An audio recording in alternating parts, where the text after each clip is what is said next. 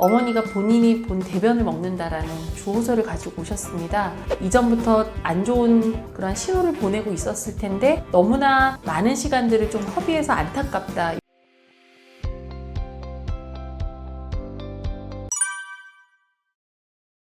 안녕하세요 여러분, 저는 한양대학교 병원 신경과에서 치매하고 인지기능 저하, 그 다음에 두뇌 건강 이런 부분을 치료하고 그 다음에 연구하고 있는 김희진이라고 합니다.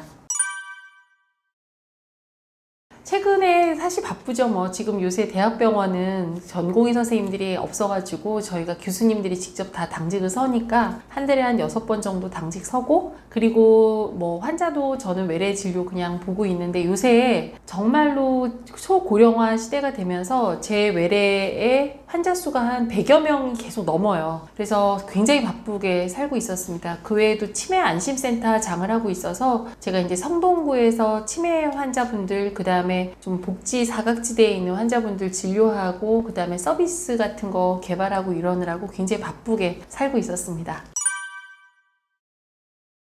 가장 중요한 게 이제 치매라는 것 자체가 그 인지 기능에 있어서 마지노선을 넘어서 다시 정상으로 돌아올 수 없는 상태를 저희가 치매라고 하거든요. 근데 이분들이 어느 날 갑자기 치매가 온 게 아니라 한 몇 년 전부터 계속 위험 신호가 있었을 거예요. 근데 그때 차라리 먼저 검진받고 그 다음에 노력하고 치료받았으면 치매까지 오지 않았을 텐데 너무나 많은 시간들을 좀 허비해서 안타깝다, 이런 생각들 많이 들었고요. 또 어떤 환자분 중에는 이미 저한테 왔을 때가 중증 치매인 거예요. 주호소가 뭐냐면 어머니가 본인이 본 대변을 먹는다라는 주호소를 가지고 오셨습니다. 근데 그 어머니가 어느 날 갑자기 본인의 대변을 먹진 않았을 거거든요. 훨씬 더 할머니는 이전부터 안 좋은 그런 신호를 보내고 있었을 텐데 너무 나중에 너무나 이제 진행된 다음에 오시니까 제가 해드릴 게 많지 않아서 되게 안타까웠습니다. 치매가 어느 날 갑자기 모든 증상이 완전히 나타나는 게 아니고요. 신경세포와 세포체 사이에 어떠한 시냅스라는 게 있어서 전기 시그널이 잘 통할 때는 또 멀쩡하세요. 그런데 이 치매 때문에 약간 신호가 잘 안 가기 시작을 하면 점차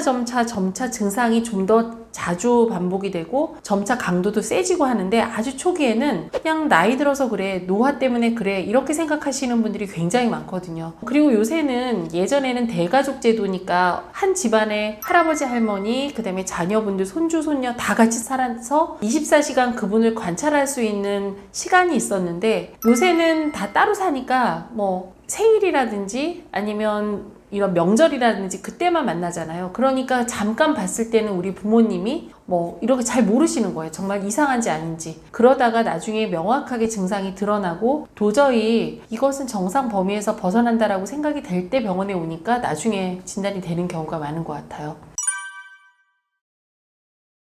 첫 번째는 기억력인데요. 기억력을 어머니가 같은 말을 계속 반복할 때, 그때는 병원에 꼭 가보셔야 됩니다. 두 번째 팁은 뭐냐면 지하철을 환승하거나 아니면 오랜만에 백화점 같이 복잡한 장소를 갔을 때 그 길이 굉장히 낯설어 보일 때가 있으세요. 그러면 반드시 병원에 가보셔야 됩니다. 그리고 마지막으로는 원래 성격이 쾌활했던 분인데 침울해진다거나 아니면 굉장히 얌전해 하셨던 분인데 굉장히 갑자기 과격한 행동을 하거나 말을 하게 되면 혹시 우리 부모님이 치매가 아닐까 의심해서 병원에 가보셔야 됩니다.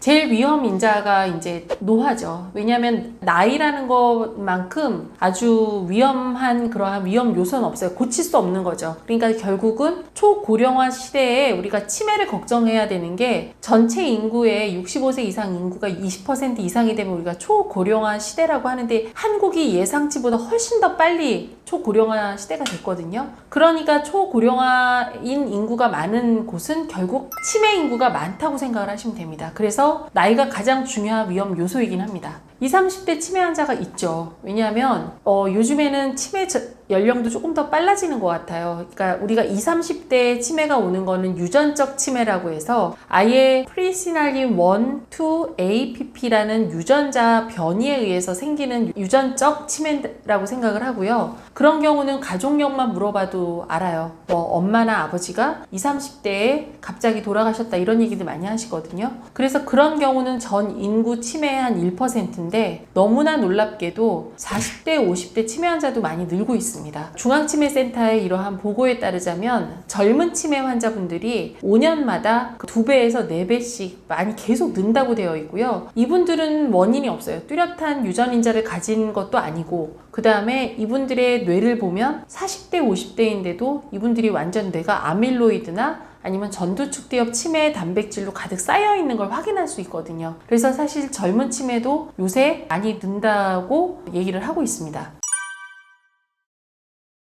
이제 건망증이라는 것 자체가 결국은 뇌가 나이 들어서 생기는 2차적인 변화니까 건망증은 노화에 의해서 어차피 생길 수밖에 없습니다. 우리가 그 초단기 기억은 언제부터 없어지냐면 만 29세부터 초단기 기억이 사라지게 되고요. 그 다음에 뇌를 그 기억을 담는 곳이 해마라는 곳인데 이 해마의 구조적인 변화는 35세부터 점점 퇴화된다고 되어 있으니까 어떻게 보면 단기 기억력이 떨어지는 그러한 것은 자연적인 노화 과정이라 건망증의 범주 안에 들어 있습니다. 하지만 아까 제가 치매에 대한 중요한 사인 중에 하나가 같은 말 반복할 때 진료를 받아라 이렇게 말씀을 드렸는데 본인이 건망증이 있는 걸 자각하지 못할 경우, 그리고 두 번째로는 본인의 건망증을 심각하게 생각하지 않을 경우, 세 번째로는 힌트를 줬는데도 그 기억을 되살리지 못할 때는 건망증이 아니라 치매 초기에 나오는 기억력 장애일 가능성이 높습니다.